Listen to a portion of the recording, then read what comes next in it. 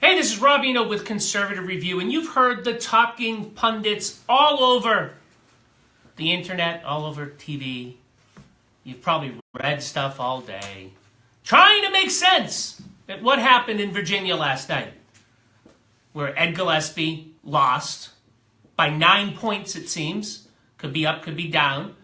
And that the Republicans lost a significant over 30-seat lead in the Virginia House of Delegates. And right now they hold a slim lead, and depending on recounts, they could have a lead or they could not have a lead. We don't know yet until these recounts are done. But everybody's trying to figure out, why did they lose?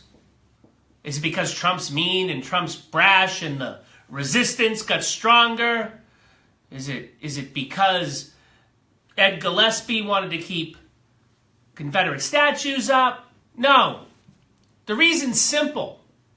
National Republicans have lied to you for 6 years. After Obamacare was passed in 2010, the Republicans said, give us the House and we'll get rid of Obamacare. So, voters gave Republicans the House. But you see, that wasn't enough, guys.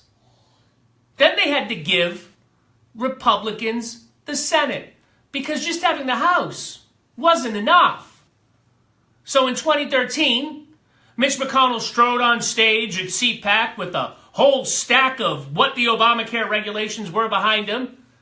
And Mitch McConnell got up there and said, if you give us the Senate in addition to the House, we will repeal Obamacare root and branch. His exact words, root and branch. So in 2014, Republicans gave Mitch McConnell the Senate, the voters of the United States. The Senate went a +9 towards the Republican side. 54 Republican senators, 44. Then, that wasn't enough, guys. They tried. They passed a bill without a filibuster in both the House and the Senate. The filibuster list was in the Senate, obviously, that repealed Obamacare, except for a few technical things that they thought they couldn't do at reconciliation. And President Obama vetoed it. And then Mitch McConnell's buddy, Paul Ryan, because we already knew John Boehner was lying to us about this, so got rid of John Boehner, got Paul Ryan. Paul Ryan got up into a press conference and said, we have now proven that we can repeal Obamacare, even without a filibuster proof majority in the Senate. And if you elect us, and you elect the Senate, and you give us a Republican president, in 2017, this bill will go to that Republican president's desk and we will repeal Obamacare. So, the people of the United States gave them the House, the Senate, and the presidency. And we're going on a year after we did that today, and we still have Obamacare. We have $1,100 price increases in some instances.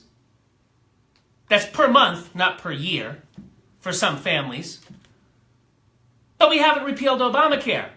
Because, guys, if you give us the House, and you give us the Senate, and you give us the presidency, we will stand up and do what we promised to you and repeal Obamacare. Except we won't. Because, it's hard. And then it's not just that.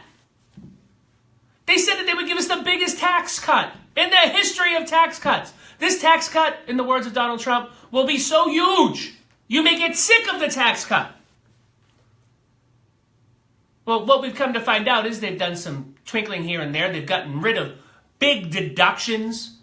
They get rid of the SALT deduction, which some conservatives like, some conservatives don't. But they're capping the mortgage interest deduction. They're fiddling around the sides. They took away the exemption, but they increased the standard deduction, which for a lot of people actually makes them pay more in taxes. About half of the people making between $84,000 as a family and $100,000 as a family, which isn't a lot of money if you live in the Northeast and some other places, will see a tax cut of about $100, or may pay $100, may pay more, may pay less, depending on what their tax situation was last year. Tax reform should not increase taxes for anybody. Oh, and then there's the thing where they hid a tax rate when you get to about $1 million. As an individual, or 1.2 million. Oh, it's the wealthy.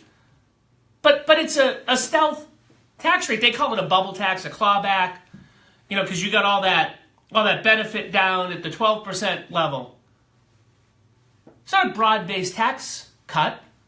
There's actually tax increases for large portions of the American people. And that's starting to come out because they didn't do what they promised us they were going to do. It has now been a year since Donald Trump was elected, and there is no significant legislative achievement by the Republican Congress.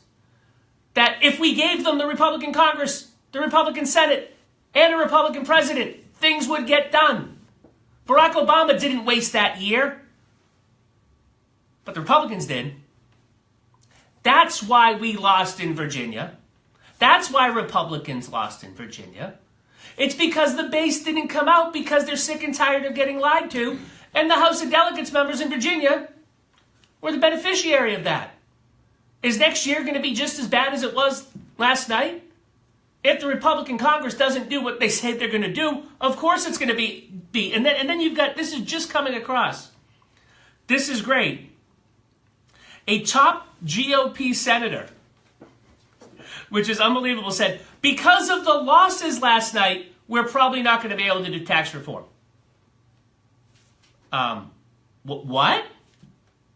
Orrin Hatch actually said that the losses last night could shape the tax bill going forward. Because Orrin Hatch doesn't understand it's because they didn't do the things they promised that they would do that they lost. Why even elect these folks if they're not going to do what they promised? You saw the piece last week from, I believe it was Politico, might have been The Hill, I forget exactly which organization it was, but there was a piece where Tim Alberta, it was Politico, Tim Alberta went and talked to John Boehner, who got drunk and spilled all the beans, and called people that actually want Republicans to do what they said they would promise legislative terrorists. He called Jim Jordan, leader of the House Freedom, or the old leader of the House Freedom Caucus, a legislative terrorist because he actually believed that he got sent to do a job and that he promised the voters that he would do something and he wanted to do it instead of compromising. But the simple way that we can fix this, that conservatives can fix this, is to do what they said they were going to do when they get elected. They've got a year left to do it.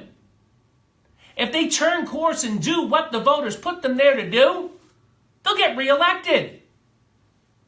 If they don't, yeah, the Democrats are going to control 2 houses of Congress again. It's what's going to happen. You guys have questions? You guys have comments? We'll get there, and then we'll be done. What do we got, Phil? Even Trevor Gillespie was liberal in many ways. It's not that he was liberal. Yeah, he was liberal in many ways. But this is an overall sentiment. Tony and Conservative, did any of us really know how many rhinos we had? It's going to take time. Don't give in, vote them out. Yeah, no, there are a lot of them. It's almost all of them, actually. But, they say one thing during election season and do a different thing during legislative season. They do it all the time. That's why things like the Liberty Score are so important, so you can see exactly what they do. A lot of organizations will score based on team yay votes. We score into things that make the difference, that actually stop legislation from passing that can be good for the American people. Larry Cheney, if they will stop running rhinos and running conservatives, they will see wins. No, the problem is people run as conservatives, Larry. They promise you that they're going to be conservative. Paul Ryan promised you that he would be a conservative. He was the conservative budget hawk wonder boy. And he became the Speaker of the House, and he didn't do those conservative things that he promised he would do. It's hard to weed them out. A lot of them have great conservative records in lower legislative bodies, in state legislatures. Or in Jeff Flake's case, in the U.S. Congress. Was one of the most conservative members of the U.S. Congress, got to the Senate, something happened, and he became a leftist. Or at least left-leaning. And a prototypical rhino. That's the problem. That's what we believe. We get these conservatives, we bring them up, get them elected, we put our blood, sweat, and tears into it, and then they just turn out to be a rhino. So you got to hold the people, you're absolutely right, hold the people that aren't voting the way that they're supposed to vote, and they promise you they would vote accountable. But also hold the new ones. Don't give them a runway. Bart Willoughby, the Senate has forgotten that they work for the people. The Senate, the House, basically all politicians. But that's my 2 cents. I will be again off on Friday for Veterans Day, but I will see you tomorrow. Have a great day.